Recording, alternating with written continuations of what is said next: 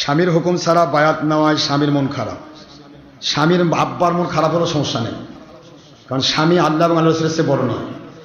আমার যে মা আপনাকে প্রশ্ন দিয়েছেন, স্বামীর হুকুম মানতে হবে আল্লাহ এবং রাসূলের শরীয়ত মোতাবেক। বায়াত হওয়া আল্লাহর কোরআন রাসূলের সুন্নাহ দ্বারা ফরজ। স্বামী যদি বলে নামাজ পড়ো না, তাহলে স্বামীর হুকুম মানা যাবে না।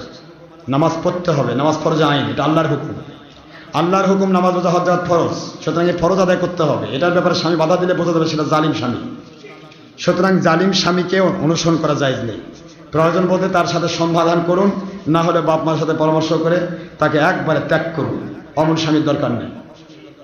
জালিমের সাথে সংসার হবে না। যে আল্লাহর হুকুম মানতে দিবে না, এমন জালিমের কোনো দরকার নেই। আপনাকে আল্লাহ চালাবে। স্বামীর নেওয়া শিক্ষকের কাছে বায়াত, স্বামীর শিক্ষকের কাছে বায়াত হতে হবে। স্বামীর শিক্ষকের বায়াত হবে যাতে করে আপনি তার হাত পা টিপে দিতে পারেন। এমন কোনো পীরের কাছে বায়াত হওয়া যাবে না যে পীর কোনো মহিলার সাথে দেখা সাক্ষাৎ করার বাসনা রাখবে, সেটা স্বামীর শিক্ষক হোক আর স্বামীর বাপ হোক। আপনাকে মনে রাখতে হবে, এমন পীরের অনুসরণ করবেন যে পীর আল্লাহর কোরআন রাসূলের সুন্নাহ মানে অন্যকে মানানোর জন্য চেষ্টা চালাচ্ছে। সেই পীরের কাছে গেলে আপনি আল্লাহ রাসূলের মহব্বত পাবেন, আপনি জান্নাতি মানুষ হয়ে যাবেন।